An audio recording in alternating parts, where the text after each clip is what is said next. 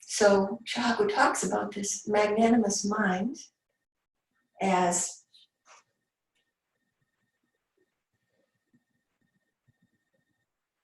this mind like the great mountains or like the great ocean.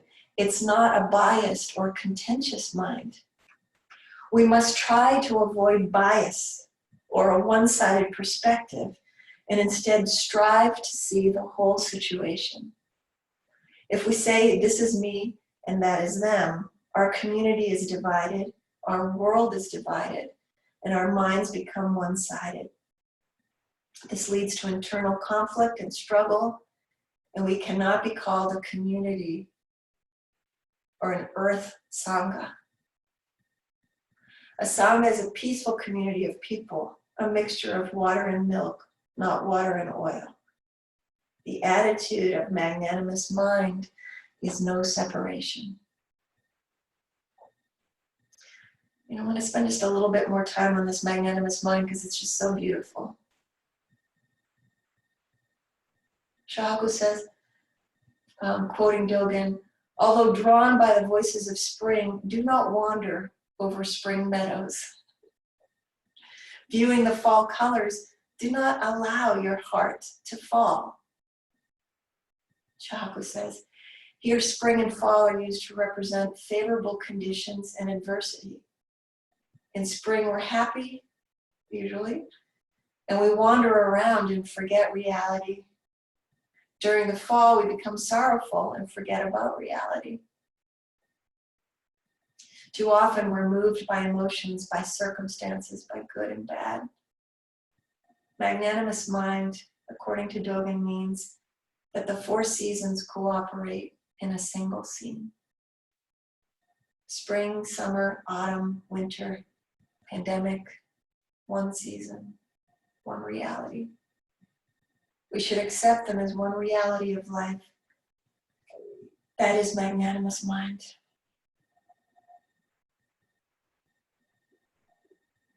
So no matter what the season, we try to keep practicing steadily. We just keep sitting, whatever happens, whatever the situation. And this reminds me of Blanche. No matter what, even after losing her husband of 63 years, she just kept chugging along. So Blanche, as an example of a woman ancestor, she was a chemist before beginning Zen practice. She was extremely competitive, and she told me at a certain point, and it was public knowledge, that the biggest challenge for her before she could ascend the mountain and become abbess of San Francisco Zen Center was plumbing the depths of the deepest source of suffering she felt, which was having been born a girl. And I felt, even when I began practice in the late 90s, and observed Blanche and felt how she responded to me as a young woman in practice. I felt her judgment of me as frivolous, as too feminine.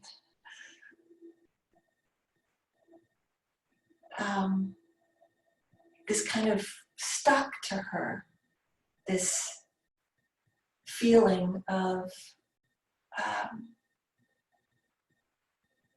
not able to accept being a woman and not being able to take herself seriously as a woman and constantly competing with the men at San Francisco Zen Center, trying to be like a man. And in some ways, Blanche, for me anyway, as my teacher, as the first woman abbess, she embodied so many masculine attributes that for me personally, it was only when Linda Ruth Cutts came along as clearly the embodiment of a woman, unabashedly a woman, storytelling, a mother, bringing in children more readily, that I really felt that there was a woman abbess. But Blanche was an important bridge. She was an important bridge coming from a very masculine tradition in San Francisco Zen Center. beginning to open up to other ways of being. And of course, in the spectrum, now we have, and there were previous too, gay abbots. The new abbot is gay, and so we get to explore more gender. But strictly in terms of being a woman, as a woman myself, these are things that I've thought about. I also became very close with one of Blanche's children. She had 4 children. And maybe some of you know, one of them, Mitzi, has become a good friend, and she's come to our Zen Center to offer some teachings from her tradition. She became a very famous porn star, I'll just put that right out there, and is very respected, very, very respected among people who have sought relief from sexual trauma, from difficulties being at ease with the fact of sexuality in human life, maybe who have gotten into all kinds of trouble, who've inflicted suffering, who's received suffering because of a basic lack of sexual literacy in our human world. And Mitzi has been so helpful. But she was a source of great discomfort for Blanche, right up until, I would say, the last few years of her life. And Blanche has given interviews about this, and there's one story she would tell about first learning of Mitzi's choice to pursue this career. And Blanche said, in the midst of the sesshin, she was thrashing with the question, or the statement, the declaration, I'm not the kind of mother whose daughter would do something like this. Here I am a Zen priest, part of the San Francisco Zen Center lineage. How could this be? I'm not the kind of mother whose daughter would do something like this. This lack of acceptance is right there, connected with a lack of acceptance of what we're born into, bodily form. But Blanche, in the course of that sesshin, her breakthrough was, well, I am her mother, and she is doing this. So I guess I am the kind of mother whose daughter would do something like this. And then, I don't know if maybe some of you, if you have in this practice period, if you have looked at this case 26 in the Hidden Lamp, so happy to see Blanche's commentary on the very famous koan. The old woman burns down the hermitage. It's the one where there's this monk who's been practicing for decades, and an old woman has been his benefactor, has paid for his room and board, and she wants to test his practice. What has this investment been that she's been making all these years? And she sends a young, maybe beautiful woman over to him, who, and it's not quite clear what exactly this young woman does, how far she goes, but she touches him. And he recoils and he rejects her, maybe kind of aggressively. It's a rejection. I'm a monk, don't touch me. And the quote, sometimes it's translated as, a withered tree on a cold boulder has no warmth in winter. And when the old woman hears about this, in anger, she burns the hut down and chases the monk away. Bad investment. Blanche's response to this, over and over, she uses the word appreciation. And this is, this book came out in 2013, and Blanche died in 2016. So this is in the last few years of her life, where she also, by the way, When she was visiting the Chapel Hill Zen Center in North Carolina, it so happened to be that her daughter, Mitzi, was performing in Chapel Hill in some venue where she was doing her teachings on sexual literacy and performing on stage. It wasn't just talk. And Blanche, with a few colleagues, fellow women Zen teachers, I think there might have been a women's retreat or something happening there, decided to go to Mitzi's performance, which was quite a scene, apparently, walking into this venue dressed in their black hipari, these bald women. And they arrived a little bit late, just as Mitzi was saying, the most important thing is to do no harm, ahimsa, to not cause harm. And you could say Blanche had an awakening in that moment of, you know, that sounds like bodhisattva activity. So here's Blanche in her commentary to this koan. Through Zen practice, we develop a greater and greater appreciation of everything around us. We don't become an old withered stump! Exclamation point. I'm much more alive than I was when I started this practice, and much more appreciative. And that's true of most Zen people I know. The practice is not about suppressing desire or destroying our humanity, but about allowing it to flow out to everything, rather than to a particular object. I met Zen practice through Suzuki Roshi, Katagiri Roshi, and Sojun Mel Weitzman, and these were not withered trees. These were very lively people. In every photo I have of Suzuki Roshi, and I have a lot of them, he's laughing or smiling. And by the way, I love that photo of Katagiri Roshi. It's on the back of one of the two books, I can't remember which one, where he has this beautiful smile. I think he's in profile. You know the one. My teachers in my practice have never taught me not to enjoy life. The deeply seasoned teachers I've had the opportunity to meet have all been supportive to people who are suffering, but they've also been very playful and lighthearted. I understand the precepts not as rules to follow, but more as be very careful in this area of human life because there's a lot of suffering there. So pay attention to what you're doing. It's like a sign on a frozen pond that says, danger, thin ice, rather than shame on you.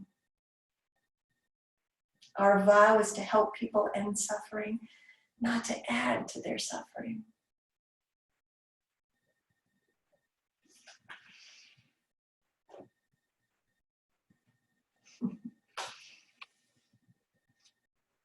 So this appreciation, you know, for the first time, I'm connecting it with Blanche's Dharma name, inconceivable joy. You know, one of the Brahma Viharas, one of the sublime attitudes, the spacious, wide, forgiving minds, love, compassion, sympathetic joy, and equanimity. You know, this sympathetic joy is sometimes translated as mudita, as appreciation. And I'm feeling that this morning. Blanche Zenkei, inconceivable joy, mudita, appreciation, sympathetic joy. I'm very happy this morning thinking about this because I feel that, you know, in Blanche's long years of practice, just chugging along, not giving up, she was the embodiment of the mind of faith, of a deep trust in this practice. Right in the midst of her thrashing around places where she had difficulty forgiving, and how that created some difficulty for those around her. You know, in the end, because she didn't give up, she just kept showing up, just as we have today, and I hope we'll keep doing over and over again. You know, may we find our release too. for the benefit of beings everywhere.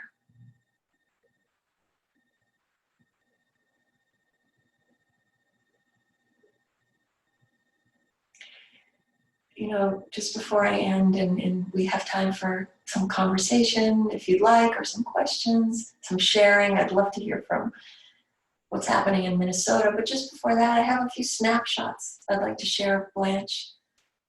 They're kind of little snapshots of this mind of mudita, of appreciation, of joy, this inconceivable joy, this mind of not giving up, this mind of trust, of belief and practice, this joyful, magnanimous, and especially nurturing mind, this nurturing mind Dogen Zenji speaks of from the context of the Tenzo Kyokun kitchen practice, of taking good care, the mind of the Tenzo who takes care of each detail, each pot and pan, each grain of rice, how water is used. So here are these snapshots of Blanche. 3 of them.